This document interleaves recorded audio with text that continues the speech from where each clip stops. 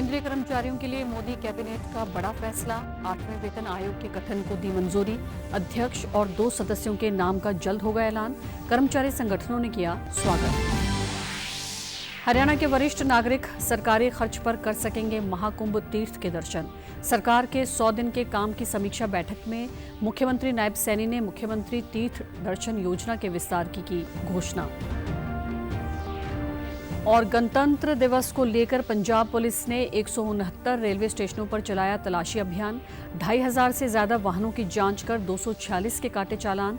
173 संदिग्ध हिरासत में। नमस्कार, चंडीगढ़ से आपका स्वागत है। मैं हूं भानुप्रिया। अब समाचार विस्तार से। केंद्र सरकार ने एक बड़ा फैसला लेते हुए केंद्रीय कर्मचारियों के वेतन और पेंशन भोगियों के लिए 8वें वेतन आयोग के गठन को मंजूरी दे दी है। कैबिनेट के फैसले के बारे में जानकारी देते हुए केंद्रीय सूचना एवं प्रसारण मंत्री अश्वनी वैष्णव ने बताया कि 7वें वेतन आयोग की अवधि 2026 में समाप्त हो रही है। 8वें वेतन आयोग की स्थापना से वेतन पैनल की सिफारिशें प्राप्त करने के लिए पर्याप्त समय मिलेगा। उन्होंने कहा कि आयोग के अध्यक्ष और 2 सदस्यों की नियुक्ति जल्द की जाएगी। इस कदम से केंद्र सरकार के 45 लाख से ज्यादा कर्मचारियों और करीब 68 लाख पेंशन धारकों को लाभ होगा। 25 में 8 पे कमीशन स्टैब्लिश करने से सफिशिएंट टाइम मिलेगा so that the recommendations can be received well before the completion of the period of 7th pay commission. जैसा आप जानते हैं, इसमें massive consultation होगा with the state governments, with all the different stakeholders in the central government, in the PSUs, इन सब के साथ detailed consultation होगा और chairman and 2 members का भी शीघ्र appointment होगा। एक तरीके से ये एक बहुत बड़ा फैसला है। एक अन्य फैसले में कैबिनेट ने आंध्र प्रदेश के श्रीहरिकोटा में इसरो के सतीश धवन स्पेस सेंटर में 3,985 करोड़ रुपए की लागत से तीसरे लॉन्च पैड की स्थापना को भी मंजूरी दे दी है। प्रधानमंत्री जी ने 3,985 करोड़ रुपए की कॉस्ट से 3rd लॉन्च पैड सैंक्शन किया है, जो कि देश के लिए स्पेस इंफ्रास्ट्रक्चर में बहुत एक इम्पॉर्टेंट माइलस्टोन साबित होगा। आप फर्स्ट और सेकंड लॉन्च पैड्स को अगर देखेंगे, उससे कई ज़्यादा कैपेसिटी इसकी है। वहीं प्रधानमंत्री नरेंद्र मोदी ने सोशल मीडिया पर जानकारी साझी करते हुए कहा कि 8वें वेतन आयोग का फैसला जीवन की गुणवत्ता में सुधार करेगा और खपत को प्रोत्साहन देगा। उन्होंने सभी कर्मचारियों के प्रयासों की सराहना की। वहीं रेलवे यूनियनों के नेताओं ने केंद्रीय वेतन आयोग के गठन की घोषणा पर केंद्र सरकार का आभार जताया है। ऑल इंडिया रेलवेमैन फेडरेशन के सचिव शिव गोपाल मिश्रा ने नई दिल्ली में रेलवे मंत्री अश्वनी वैष्णव से मुलाकात की। इस दौरान उन्होंने रेलवे कर्मचारियों, पेंशनरों, अर्धसैनिक बलों की ओर से प्रधानमंत्री का आभार जताया है। राष्ट्रपति द्रौपदी मुर्मू ने आज नई दिल्ली में राष्ट्रपति भवन में आयोजित एक समारोह में खेलों के क्षेत्र में उत्कृष्ट प्रदर्शन करने वाले खिलाड़ियों को सम्मानित किया। खेल मंत्रालय द्वारा आयोजित समारोह में सबसे कम उम्र में विश्व शतरंज चैंपियन का खिताब जीतने वाले डी गुकेश, भारतीय हॉकी टीम के कप्तान हरमनप्रीत सिंह, पैरा एथलीट प्रवीण कुमार और निशानेबाज मनु भाकर को खेल रत्न अवार्ड से सम्मानित किया गया। इनके अलावा पेरिस पैरालंपिक में भाला फेंकने में स्वर्ण पदक जीतने वाले नवदीप समेत 34 खिलाड़ियों को अर्जुन अवार्ड दिया गया है। इनमें 17 para athlete 2 life time achievement award देकर सम्मानित किया गया है। खेल रत्न के बाद द्रोणाचार्य पुरस्कार दिए गए। इनमें para shooter Subhash Rana, shooting में दीपाली देशपांडे और हॉकी में संदीप सांगवान शामिल रहे।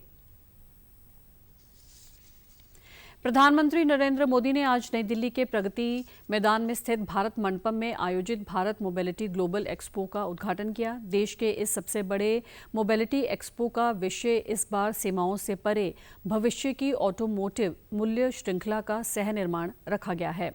दिल्ली एनसीआर में सबसे बड़े एशिया के सबसे बड़े ऑटो एक्सपो का आयोजन 3 जगह पर हो रहा है। इस मौके पर प्रधानमंत्री नरेंद्र मोदी ने कहा कि भारत की ऑटोमोटिव इंडस्ट्री जबरदस्त भी है और भविष्य के लिए तैयार भी है। भारत की ऑटो इंडस्ट्री पिछले साल में करीब 12% की दर से आगे बढ़ी है। कई देशों की इतनी आबादी नहीं है। जितनी भारत में हर साल गाड़ियां बिक रही हैं। प्रधानमंत्री ने कहा, आज भारत दुनिया की 5वीं सबसे बड़ी अर्थव्यवस्था है। आप कल्पना करें, जब भारत विश्व की तीसरी सबसे बड़ी अर्थव्यवस्था में शामिल होगा, तब भारत का ऑटो मार्केट कहां होगा। विकसित भारत की यात्रा में मोबिलिटी सेक्टर की भी अभूतपूर्व विस्तार की यात्रा होने वाली है। एस्पिरेशन से भरा हुआ है,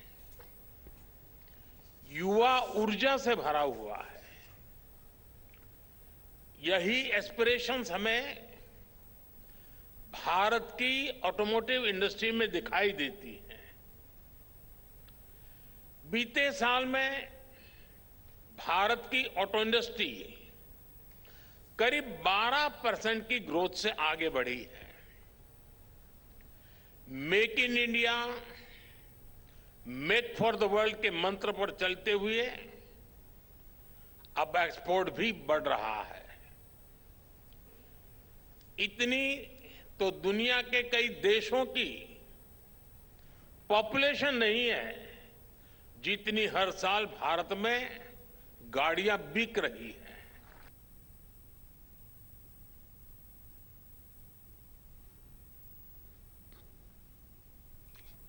हरियाणा के मुख्यमंत्री नायब सिंह सैनी ने प्रदेश के बुजुर्गों को तोहफा देते हुए घोषणा की है कि उनकी सरकार अपने खर्च पर 60 साल से ज्यादा उम्र के पात्र बुजुर्गों को प्रयागराज स्थित महाकुंभ के दर्शन करवाएगी। सरकार के 100 दिन की उपलब्धियों को लेकर कल चंडीगढ़ में बुलाई गई प्रशासनिक सचिवों की बैठक की अध्यक्षता करते हुए सीएम ने मुख्यमंत्री तीर्थ दर्शन योजना के विस्तार का ऐलान किया। इसके तहत योजना का दायरा बढ़ाते हुए बुजुर्गों को अयोध्या, माता वैष्णो देवी तथा शिरडी के बाद अब प्रयागराज में महाकुंभ तीर्थ के भी दर्शन करवाए जाएंगे।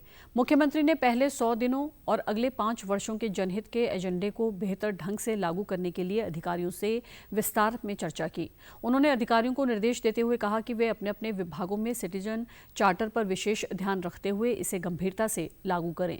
मुख्यमंत्री ने कहा कि सभी अधिकारी सीएम अनाउंसमेंट पोर्टल को निरंतर अपडेट करना सुनिश्चित करें। साथ ही जनसंवाद के माध्यम से आए सभी काम या आवेदन को गंभीरता से लेकर उनका समाधान सुनिश्चित करें। गणतंत्र दिवस के मद्देनजर पंजाब पुलिस ने राज्य के सभी रेलवे स्टेशनों और उनके आसपास विशेष घेराबंदी और तलाशी अभियान चलाया।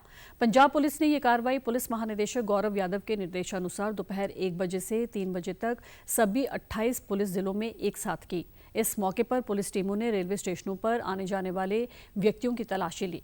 विशेष पुलिस महानिदेशक कानून और व्यवस्था अर्पित शुक्ला ने कहा कि सभी सीपीज और एसएसपीज को इस कार्रवाई के तहत निर्देश दिए गए हैं कि प्रत्येक रेलवे स्टेशन पर कम से कम 2 पुलिस टीमों को तैनात करें और इनकी निगरानी गजटेड रैंक के अधिकारियों से कराएं। उन्होंने बताया कि राज्य भर के विभिन्न रेलवे स्टेशनों पर 250 पुलिस पार्टियों के 2300 से अधिक पुलिसकर्मी तैनात किए गए थे ताकि आम जनता को किसी तरह की असुविधा न हो। इस ऑपरेशन के दौरान राज्य के 169 रेलवे स्टेशनों पर 3299 व्यक्तियों की तलाशी ली गई, जबकि 173 संदिग्ध व्यक्तियों को पूछताछ के लिए हिरासत में लिया गया है। विशेष डीजीपी ने कहा कि पुलिस टीमों ने वाहन ऐप का उपयोग कर रेलवे स्टेशनों के आसपास खड़े सभी वाहनों की जांच की। इस दौरान विभिन्न पार्किंग में खड़े 2593 वाहनों की जांच की, जिनमें से 246 वाहनों के ट्रैफिक चालान जारी किए गए और 18 वाहनों को जब्त किया गया है। चंडीगढ़ स्थित मैगसीपा में प्रशासनिक सुधार और जन शिकायत मंत्री अमन अरोड़ा की अध्यक्षता में हुई पंजाब राज्य ई गवर्नेंस सोसाइटी के बोर्ड ऑफ गवर्नर्स की हुई 19वीं बैठक में कई अहम फैसले लिए गए हैं। इस दौरान राज्य में साइबर सुरक्षा ढांचे को मजबूत करने और आधुनिक सुरक्षा प्रणालियों को शामिल करने के उद्देश्य से विभिन्न सरकारी एप्लीकेशन और वेबसाइटों सहित IT ढांचे की सुरक्षा सुनिश्चित करने के लिए एक सिक्योरिटी ऑपरेशन सेंटर स्थापित करने का निर्णय लिया है। अमन अरोड़ा ने बताया कि 42 करोड़ 7 लाख रुपए की लागत से स्थापित होने वाले इस SOC के क्रियाशील होने से पंजाब उत्तरी भारत के अग्रणी राज्यों में शामिल हो जाएगा, जो उच्च स्तर की साइबर सुरक्षा क्षमताओं से लैस होगा।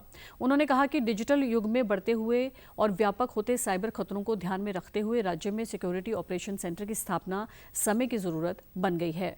यह केंद्र IT ढांचे की सुरक्षा के लिए साइबर घटनाओं की रियल टाइम मॉनिटरिंग, पहचान और उचित कार्रवाई करने में सक्षम बनाएगा। बैठक के बाद मंत्री ने सभी डिप्टी कमिश्नरों के साथ वीडियो कॉन्फ्रेंसिंग के जरिए बैठक की। इसमें उन्होंने नागरिक सेवाओं को और अधिक कुशलतापूर्वक प्रदान करने के उद्देश्य से प्रमुख प्रशासनिक सुधारों और रणनीतियों का जायजा लिया और चर्चा की। पंजाब की सामाजिक सुरक्षा, महिला और बाल विकास मंत्री डॉक्टर बलजीत कौर के दिशा निर्देशों पर विभाग की ओर से दिव्यांगजनों के कल्याण के लिए एक्ट 2016 की धारा 23 के तहत उनकी शिकायतों के निपटारे के लिए शिकायत निवारण अधिकारी नियुक्त किए हैं। मंत्री डॉक्टर बलजीत कौर ने बताया कि इस संबंध में अधिसूचना भी जारी कर दी गई है। उन्होंने बताया कि नियुक्त शिकायत निवारण अधिकारी दिव्यांगजनों की नौकरी के दौरान किसी भी प्रकार के भेदभाव, बाधा रहित वातावरण और पदोन्नति से संबंधित शिकायतों का निपटारा करेंगे। उन्होंने बताया कि शिकायत प्राप्त होने के 2 सप्ताह के भीतर जांच पूरी करना जरूरी होगा। डॉक्टर बलजीत कौर ने विभाग के अधिकारियों को विभिन्न विभागों, बोर्डों, निगमों और विश्वविद्यालयों द्वारा नियुक्त शिकायत निवारण अधिकारियों के नाम और फोन नंबर विभाग की वेबसाइट पर 1 महीने के भीतर उपलब्ध कराने के निर्देश दिए हैं। मंत्री ने अधिकारियों को ये भी निर्देश दिए हैं कि शिकायत निवारण अधिकारियों की टेलीफोन डायरेक्टरी जल्द तैयार की जाए। हरियाणा के मुख्यमंत्री नायब सिंह सैनी ने कल महिला एवं बाल विकास विभाग की चंडीगढ़ में आयोजित समीक्षा बैठक की अध्यक्षता की। बैठक में विभाग की मंत्री श्रुति चौधरी भी उपस्थित थी। इस मौके पर सीएम ने घोषणा करते हुए कहा कि बेटी बचाओ बेटी पढ़ाओ अभियान के तहत राज्य की सभी महिला सरपंचों को उनके संबंधित गांवों का ब्रांड एम्बेसडर बनाया जाएगा। उन्होंने कहा कि 5 वर्षों में राज्य में 10,000 आंगनबाड़ी केंद्रों को सक्षम आंगनबाड़ी केंद्रों के रूप में विकसित किया जाएगा। इसके तहत 563 केंद्रों को अपग्रेड करने के लिए केंद्र से 563 लाख रुपए का अनुदान प्राप्त हुआ है। विभाग ने 2307 आंगनबाड़ी केंद्रों को अपग्रेड करने का प्रस्ताव केंद्र को भेजा है। मुख्यमंत्री ने आंगनबाड़ी केंद्रों में बच्चों की पोषण संबंधी जरूरतों को पूरा करने के लिए बाजरे से बने विभिन्न प्रकार के व्यंजन उपलब्ध कराने के भी निर्देश दिए।